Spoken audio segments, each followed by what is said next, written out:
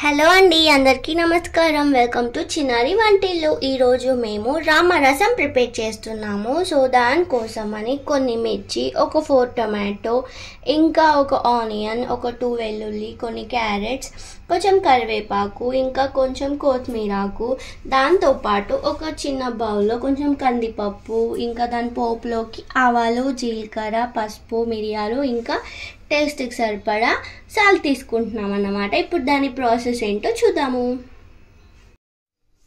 So ఇప్పుడు ఒక cooker తీసుకొని దాంట్లోకి మనం ఒక బౌల్లో పప్పు తీసుకున్నాం కదా, ఆ పప్పు వేసేసుకొని ఒక 2-3 టైమ్స్ మంచిగా వాష్ చేసేసుకొని దాంట్లోకి కట్ చేసి పెట్టుకున్న క్యారెట్ ఇంకా టొమాటో ముక్కలు కూడా వేసేసుకొని వాటర్ వేసుకోవాలి. సో వాటర్ పోసుకున్నాక క్యాప్ పెట్టేసుకొని 3 విజిల్స్ వరకు కుక్ చేసుకోవాలి. 3 విజిల్స్ వరకు కుక్ చేసుకోవాలి. సో 3 విజిల్స్ అయిపోయాయండి.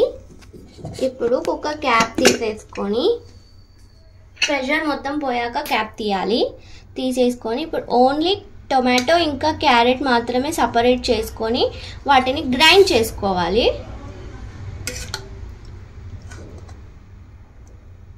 పప్పు కుక్కర్లోనే ఉండాలి.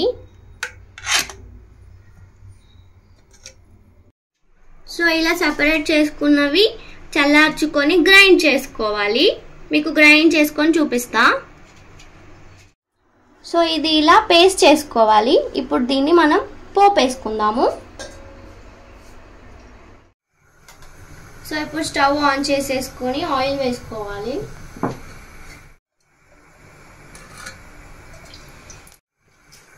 సో 3 స్పూన్స్ ఆయిల్ తీసుకోవాలి. ఆయిల్ వేడయ్యాక దాంట్లోకి జీలకర్ర, ఆవాలు, ఇంకా కట్ చేసి పెట్టుకున్న మిర్చి వేసుకోవాలి.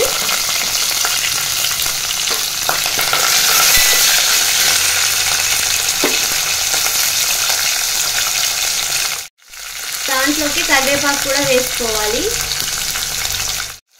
ఇప్పుడు కొంచెం పసుపు, అలాగే కట్ చేసి పెట్టుకున్న ఆనియన్ కూడా వేసేసుకోవాలి. ఇది మొత్తం మంచిగా మిక్స్ చేసుకోవాలి. సో ఇప్పుడు కొన్ని వెల్లుల్లి ఇంకా మిరియాలు కలిపి దంచి పెట్టుకున్నాము. సో అది యాడ్ చేసుకుంటున్నాను. అది కూడా వేసేసుకొని మిక్స్ చేసుకోవాలి. సో ఆనియన్, మిర్చి అవన్నీ మంచిగా మగ్గే వరకు ఆల్రెడీ మనం కుక్ చేసి పెట్టుకున్నాం కదా, పప్పు మంచిగా స్మాష్ చేసేసుకొని అలాగే గ్రైండ్ చేసి పెట్టుకున్న టొమాటో క్యారెట్ పేస్ట్ కూడా అందులో వేసేసుకొని మంచిగా మిక్స్ చేసుకుంటున్నాము. సో ఇప్పుడు కొన్ని వాటర్ ఇలా యాడ్ చేసుకొని ఇలా మంచిగా వాటర్ లాగా రసం లాగా కలుపుకోవాలి. ఇప్పుడు దీన్ని మనం పోపు ఉంది కదా, ఆ పోపులోకి మిక్స్ చేసుకుందాము.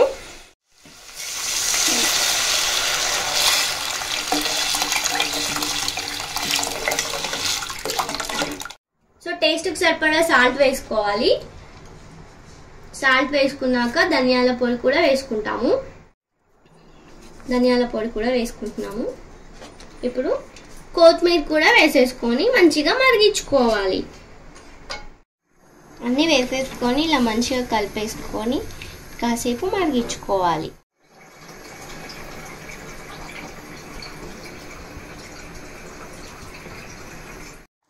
సో ఇలా ఒక 5 to 10 మినిట్స్ వరకు మరిగించేసుకోవాలి. ఇలా మంచిగా మరుగుతున్నప్పుడు స్టవ్ ఆఫ్ చేసేసుకుంటే సరిపోతుందండి. ఈ టేస్ట్ చాలా బాగుంటుంది. రైస్లోకి బాగుంటుంది, ఇడ్లీలోకి కూడా బాగుంటుంది.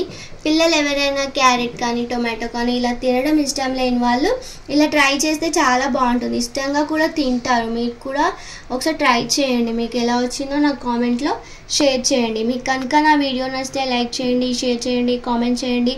అలాగే నా ఛానల్ని సబ్స్క్రైబ్ కూడా చేసుకోండి. థ్యాంక్ యూ ఫర్ వాచింగ్ చిన్నారి వంటిల్లు. బాయ్.